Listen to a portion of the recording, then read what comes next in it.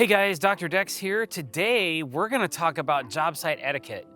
We've been off our last project now, close to a few weeks. We've been waiting on some permits. I've been doing a little bit of tool resetting and some other things. So we've been away from the job site. We're getting ready to go back, and here's a few things that I think maybe some new contractors or possibly even some older contractors might consider to keep those clients happy and the neighbors happy sometimes as well, because we are invasive. We come in and we click that subscribe button and then we get to work. So let's do that right now. Click it. Basically, every time we come in on a project, we're making a lot of noise, we disrupt the neighborhood, we run loud tools for a certain length of time, and it's always nice to have a little bit of etiquette, not only for your current homeowners, but for the neighborhood in general. Now, the first piece of advice I'm gonna give you, I've actually had employees been caught doing this on site, and it's quite embarrassing when the client has to come to me and ask me for them not to do this, and that's peeing or pooping on the property. My suggestion is that you get a portable toilet, a porta potty. Ours are called honey buckets around here, but we also have many other terms. It's a portable restroom. Portable restrooms, I used to never get them. We used to urinate everywhere on properties. We'd try to find a spot we could go to the bathroom. But when the client sees you doing that, for one, it's disrespectful for them and to their property and to possibly whatever tree, plant, bush, or whatever else you're hiding behind for the, you might stun its growth or damage it. I've actually had the embarrassment of having a client once come to me and say, "Hey, caught your employee pooping behind my shed. Really don't appreciate that." And that was one of the most humiliating times in my career. And I'm like, I didn't even know what to think to this guy. Unfortunately, he was a good friend as well, and I didn't fire him for it, but I don't know what his problem was, man. He couldn't ask the homeowner to go inside the house, or he couldn't find the homeowner. He really had to go, and it was just one of those things. So I don't suggest you do that. I suggest you just get a portable restroom.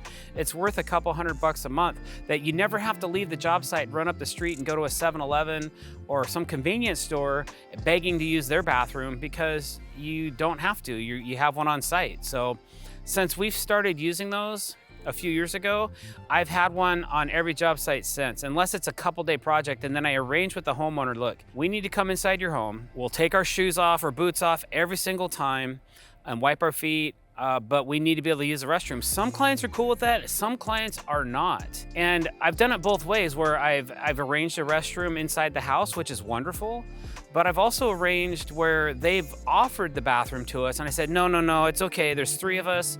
This is a really dirty job site. I know we're gonna track mud and dirt into your home.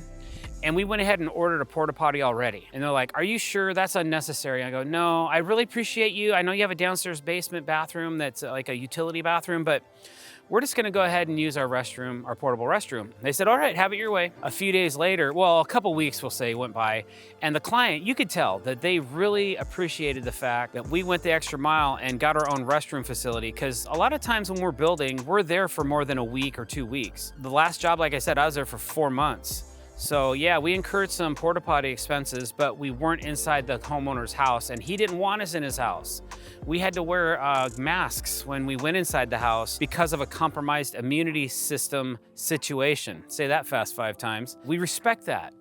It's just one of those things that you go through. So sorry for the lengthy explanation on that one. Everybody has an opinion. A lot of you are probably thinking I'm crazy, but there's probably a lot of you that have your same story. Why don't you share your bathroom story with me in the comments below? Maybe we'll do a part 2 to this and we'll just talk about everybody's issues, or maybe we can spur something else off on this video. Okay, so we've probably tackled the most invasive topic. Here's another one. We always have a radio on our job site, but we never play loud or vulgar music. We have a limit to the volume of our radio. It's never disruptive to the neighbors, and I never allow any type of radio that is vulgar or that is saying, "Hey, baby, you know, just no hardcore music, no lovey-dovey, get busy at 3 a.m. kind of stuff. You gotta project what you want, professionalism on your site. Some companies don't allow music. I think music kind of gets you bumping, keeps you going during the day, kind of sparks emotion, and usually we're cutting a few jokes or singing along to certain songs. It makes the day go by better, and I don't have a problem with that. Public radio usually is pretty clean. You know what radio stations you can listen to, and then there's some talk shows that are not allowed, that I will not allow. I've had guys say, hey man, can I listen to this morning show? And I'm like, okay, until something comes out, man, and they're cursed, they say GD or they say something bad, and I'm just not into that. I won't allow it. That's my personal rule. If you change a radio station to something that I don't agree with, I'm gonna give you one warning. After that, the radio turns off, I pop the battery out of it, and I go, okay, we're not listening to the radio for the rest of the day. It's usually never a problem after that. It's better to listen to something than nothing. Number 3, and there's a lot of you that do this, I don't allow smoking or vaping in the backyard. No cigarette butts anywhere. I don't care if you're a smoker, that's fine. If you vape, that's fine, but you're not doing it in the backyard. You're gonna do it up at your car on the street. I've actually had clients request people, if you're a smoker, smoke across the street on the other side where I don't have to smell it. Get that away from me. If I have a client that has to tell my employee that, then I'm coming down on the employee because that's not acceptable. So if you're gonna smoke or vape, keep it away from the house, show respect, never drop a cigarette butt. You put them in your pocket or you can eat them.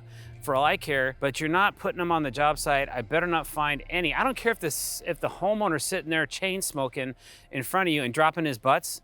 We're not doing that. You're gonna have higher respect for me and my company, and you're gonna smoke, and you're gonna take specific breaks on it. You're not gonna just be allowed to smoke all the time in the backyard. I can't handle it. I don't want the smoke in my face.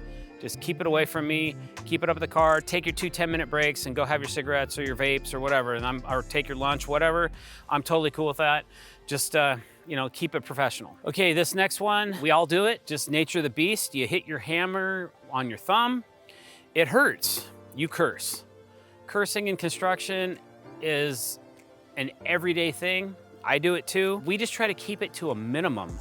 We don't go around with, a sailor-laced profanities, and we don't talk vulgar.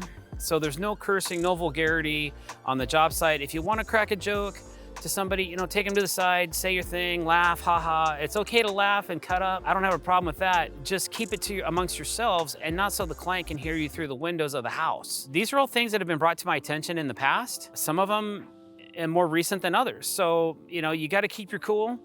If you have to diffuse a situation, just try to keep the language to PG-13 if you can. All right, here's one more for you. It's inevitable when you're working on the back of the house to occasionally glance in to see what's going on.